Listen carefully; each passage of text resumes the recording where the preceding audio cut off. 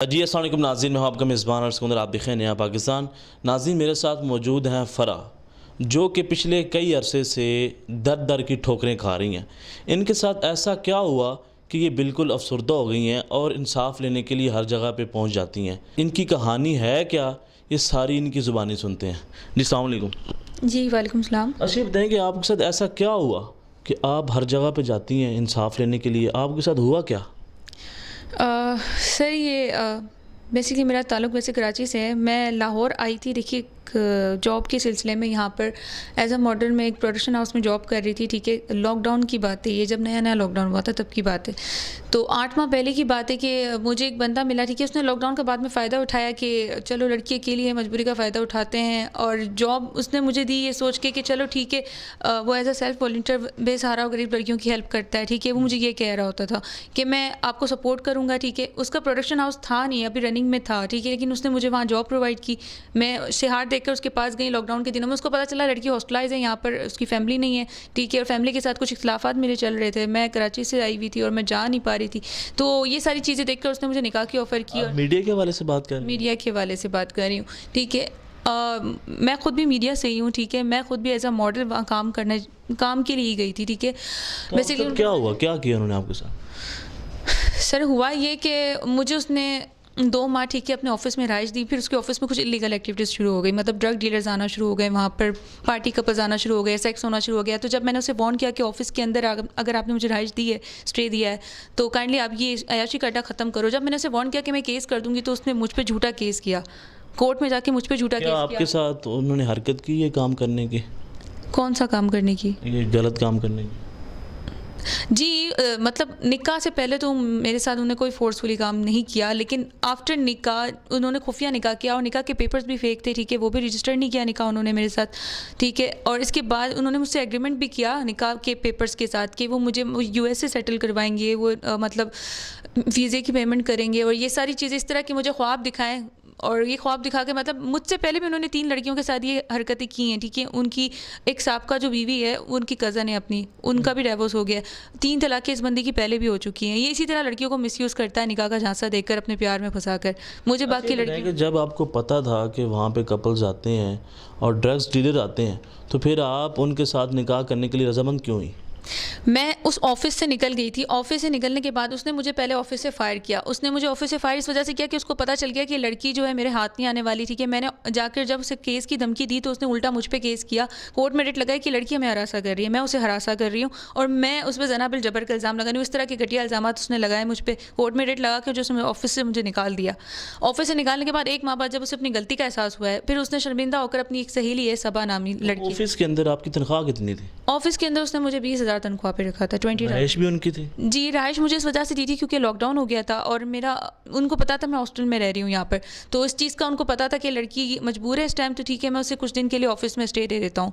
तो मैंने कहा जैसे ही हालात नॉर्मल हो जाएँगे, मैं हॉस्टल दोबारा शिफ्ट कर लूँगी। इस वजह से मैंने उनके ऑफ़िस में रहाइश ले ली थी।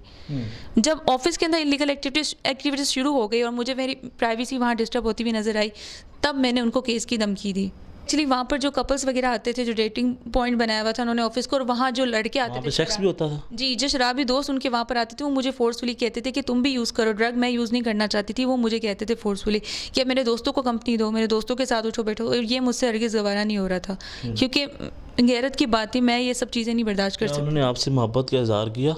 जी, उन्होंने मुझसे जब मैंने इनका ऑफ़िस छोड़ा, तो आफ्टर 1 मंथ, 1 महीने बाद, उन्होंने अपनी सहेली के ज़रिए मुझसे कहा कि मैं सुसाइड कर लूँगा, इस लड़की को बोलो मुझे माफ़ करें, मैं इससे निकाह करना चाहता हूँ। ये सारी बातें करके उसने मुझे ऑफ़िस बुलाया सुलह के लिए। तो मैं सुलह करने के लिए जब दोबारा ऑफ़िस गई हूँ, तो उसने मुझसे ये बातें की कि मैं सेल्फ वॉलंटियर हूँ, मैं लड़कियों की हेल्प करता हूँ, मैं चैरिटी भी करता हूँ, तो मुझे अच्छा बंदा समझो, मैं तुम्हारा ख़्याल रखूँगा, सपोर्ट करूँगा।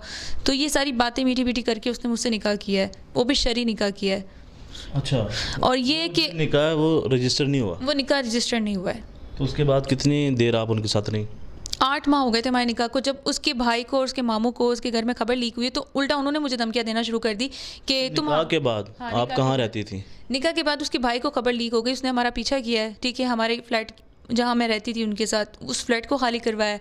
वहाँ जाके मुझे, आप दोनों वहाँ रहते थे? जी, मुझे उसकी 3 शादियों का नहीं पता था। मुझे सिर्फ़ उसकी एक शादी का पता था जो यूएसए में उसकी वाइफ़ है, और यूएसए में जो उसकी वाइफ़ है, उसके साथ भी उसके कुछ मसले चल रहे थे। वहाँ भी वो मुझे कह रहा था कि मैं नेशनल होना चाहता हूँ, मैं निकाह रजिस्टर नहीं कर सकता। ये सारी बातें करके उसने मुझे धोखे में लिया है, जबकि बाद में मुझे पता लगा कि निकाह रजिस्टर हो सकता है अगर आप यूएसए में भी रहते हो तो। तो आपने ये भी कहा कि उनका प्रोडक्शन हाउस है। जी, वो अपना बिज़नेस स्टार्ट कर रहे थे, लेकिन बिज़नेस अफ़सोस के साथ कहना पड़ रहा है कि वो रनिंग में नहीं आया लॉकडाउन की वजह से।